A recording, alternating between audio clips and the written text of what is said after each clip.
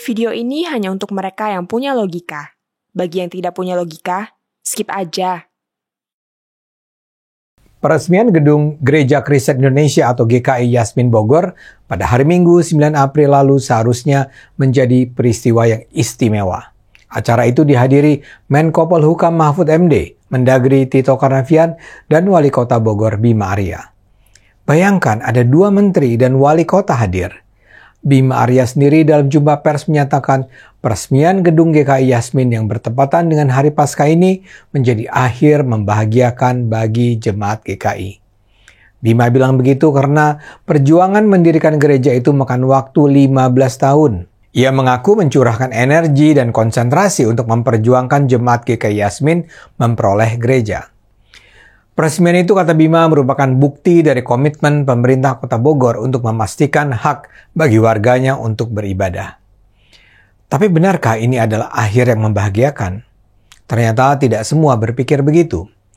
Sebagian dari jemaat GKI sendiri yang bertahun-tahun berjuang menganggap pendirian gereja GKI itu bukanlah penyelesaian. Yang jadi masalah utama, gereja yang diresmikan ini bukanlah gereja yang diperjuangkan untuk dibangun. Lokasi pendirian gereja GKI itu berbeda dari lokasi asal. Keduanya berjarak sekitar 1 km.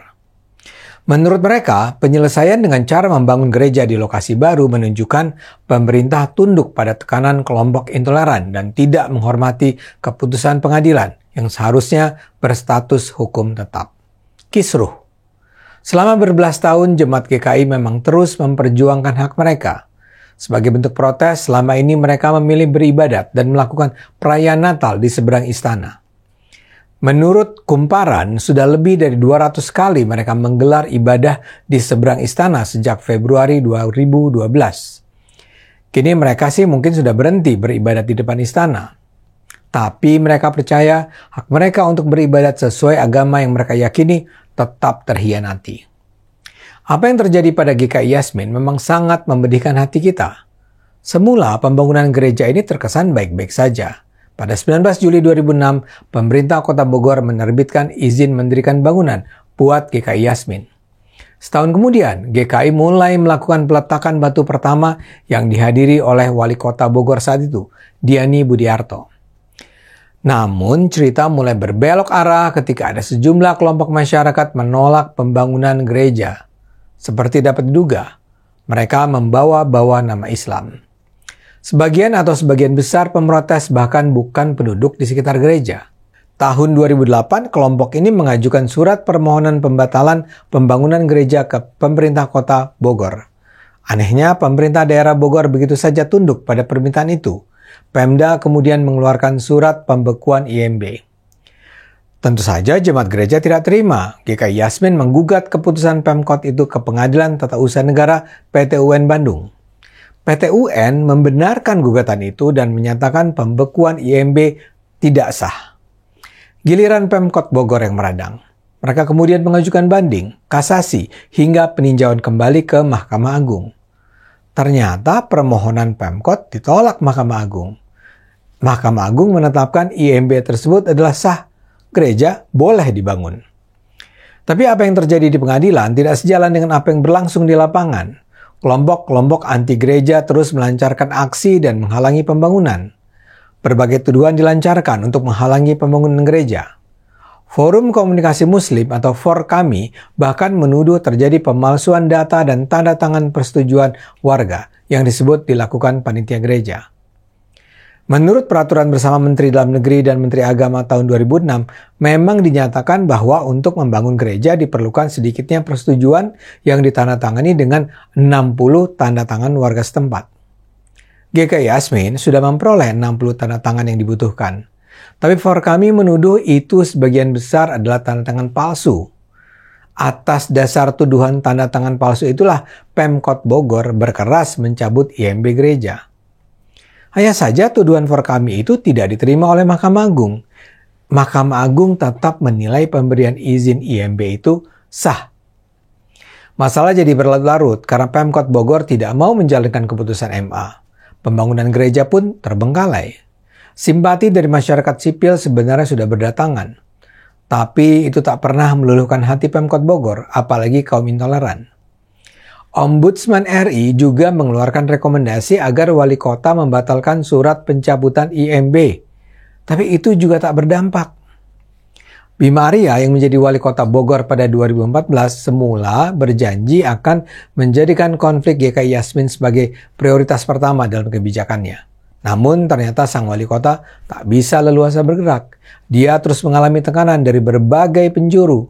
Dalam kondisi tertekan itulah ia melahirkan solusi jalan tengah.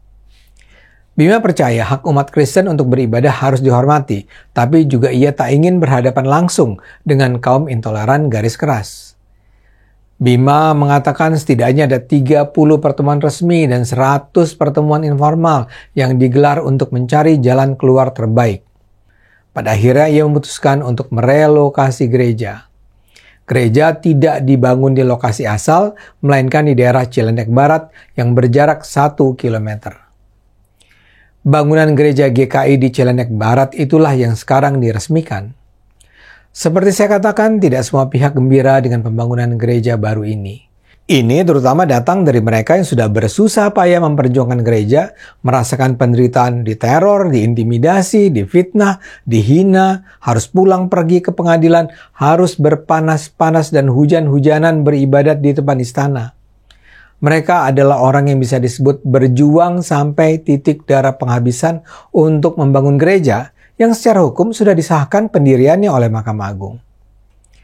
Pengesahan diberikan bukan hanya oleh pengadilan negeri, bukan hanya oleh pengadilan tinggi, tapi sudah sampai Mahkamah Agung. Mereka sudah lelah secara fisik dan mental. Mereka bahkan mungkin mengeluarkan dana tidak sedikit untuk menegakkan hak-hak yang dicabut begitu saja oleh kelompok-kelompok berpikiran sempit. Mereka sudah bekerja keras menjalani proses hukum secara benar. Mereka berusaha menjadi warga negara yang taat hukum. Dan yang mereka tuntut cuma satu, beribadah di gereja yang sebenarnya memang seharusnya bisa dibangun. Jadi kalau sekarang mereka bilang bahwa mereka tidak bahagia, di hari yang menurut wali kota Bogor adalah hari yang membahagiakan umat Kristen, saya sangat bisa memahami kekecewaan mereka. BBC Indonesia memberitakan mantan juru bicara GKI Yasmin, Bona Sigalingging, menganggap negara seharusnya menegakkan hukum dan konstitusi tanpa kecuali. Bona menganggap peresmian gereja Yasmin di Ciledug itu sebagai contoh kegagalan negara dalam melaksanakan Pancasila dan UUD 45 secara murni dan konsekuen. Sebagian dari jemaat gereja bahkan tidak mau beribadat di gereja baru itu. Mereka memilih beribadah secara daring via YouTube dan di rumah jemaat. Apa yang terjadi ini sungguh memprihatinkan. Saya setuju dengan apa yang dikatakan Wakil Ketua Setara Institut Bonar Tigor Naipospos. Bonar menganggap bentuk penyelesaian oleh wali kota Bogor ini bisa berimplikasi negatif ke depan. Ia khawatir kasus-kasus pelanggaran kebebasan beragama ke depan akan terus terjadi, mengingat dalam kasus GKI Yasmin, putusan hukum diabaikan begitu saja untuk memuaskan kelompok mayoritas. Namun di sisi lain saya juga bisa memahami sikap Bima Arya. Dia barangkali menganggap konflik ini hanya bisa berakhir dengan kompromi. Buat dia yang penting umat Kristen bisa beribadat, terlepas dari di gereja yang mana. Pada akhirnya kita harus sadar, inilah harga yang harus kita bayar bila kita terus membiarkan kelompok-kelompok preman berjubah merajalela. Mereka sama sekali tak menggunakan akal pikiran yang lurus. Mereka percaya bahwa perbedaan dan keragaman adalah sesuatu yang tak sejalan dengan ajaran Islam. Karena itu jangan pernah biarkan kelompok-kelompok radikal semacam ini tumbuh. Selama mereka masih beroperasi, keutuhan bangsa ini terancam. Ayo gunakan akal sehat, karena hanya dengan akal sehat bangsa ini akan selamat.